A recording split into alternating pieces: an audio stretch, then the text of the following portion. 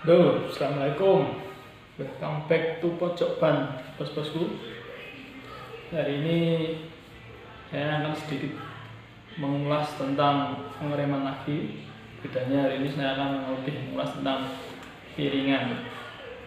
piringan sepeda motor seperti ini. Kenapa saya ingin mengulas tentang piringan lebih dalam? Karena banyak sekali bikers atau jenengan anda semua yang mengabaikan betapa pentingnya piringan ini.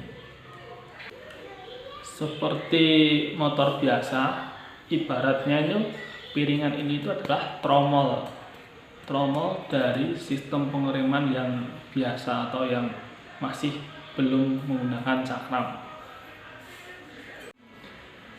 Bila disuruh milih, bos-bosku semua ini bakalan milih ganti piringan atau ganti kampas rem.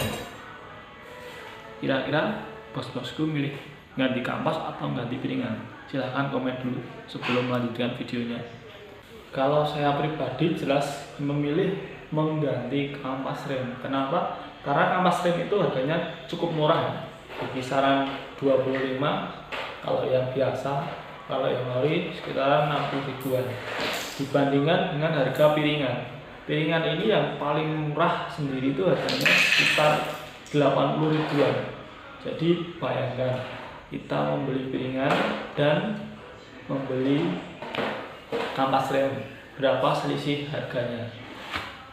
Sebelum membahas lebih jauh tentang piringan, saya akan sedikit mengulas tentang ini, kampas rem. Banyak sekali dari bos-bosku semua itu pasti mengganti kampas rem ini sampai kelihatan besinya. Itu yang membuat piringan kita menjadi tidak awet atau cepat habis.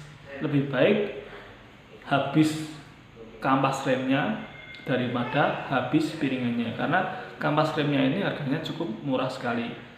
Jadi kapan kita harus mengganti kampas rem?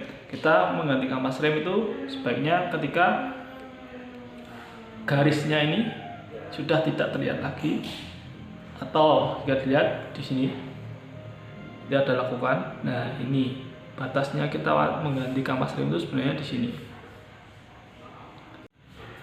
Apa akibatnya jika kita telat mengganti kampas rem? Ketika kita telat mengganti kampas rem hingga besi dari kampas terlihat, akibatnya akan terjadi seperti ini.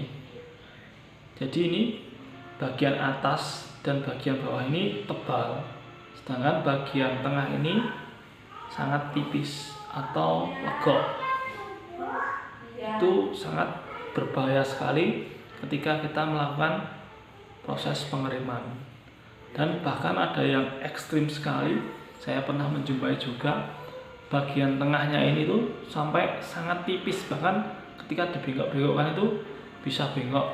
Itu akan sangat berbahaya sekali ketika kita gunakan untuk melakukan proses pengereman.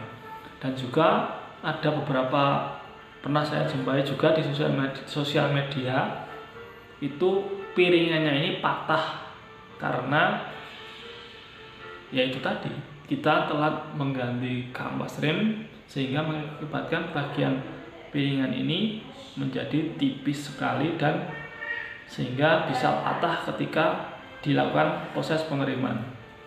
Kalau kita mengecek piringan masih tebal atau tipis, jangan seperti dilihat dari sininya. Kalau dilihat dari sininya itu nggak akan pernah habis, alias tetap tebal. Yang kita lihat itu bagian sininya dan di sini. Kira-kira seberapa dalam alur yang sudah dibuat oleh kampas tersebut.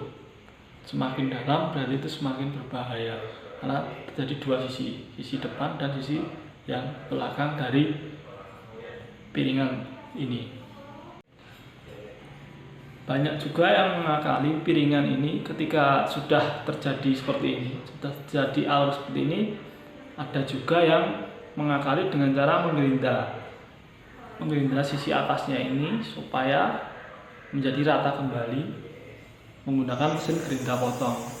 Sebenarnya itu hal yang ya bisa dibilang sebagai alternatif, tapi cara tersebut sangat tidak dianjurkan karena itu nanti itu potongan dari hasilnya ini, hasil potongan dari piringan tersebut tidak akan rata maksimal, atau ada bagian yang pasti ada bagian yang lebih dalam dan bagian lebih tinggi. Itu membuat ketika kita mengerem, proses pengeriman tersebut tidak berjalan dengan sempurna. Ketika piringan cakram ini sudah legok atau aus, ketika kita mengganti kampas rem baru ini tidak akan bisa napak sempurna di piringan seperti ini. Napak sempurna, kertas ini pun bisa masuk ke dalam sela-sela atau rongga antara kampas dan piringan seperti ini.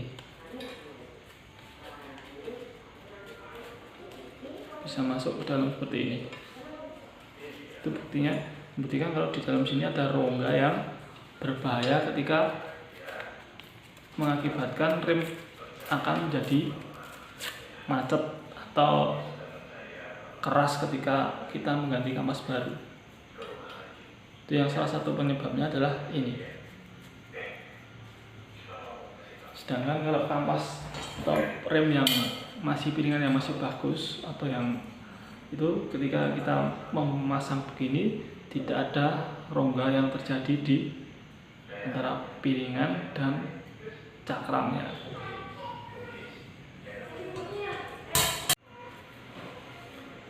Jangan lupa ketika kita mengganti kampas rem di bengkel, jangan lupa lakukan pengecekan pada piringan juga, karena itu sangat penting untuk keselamatan kita ketika berkendara.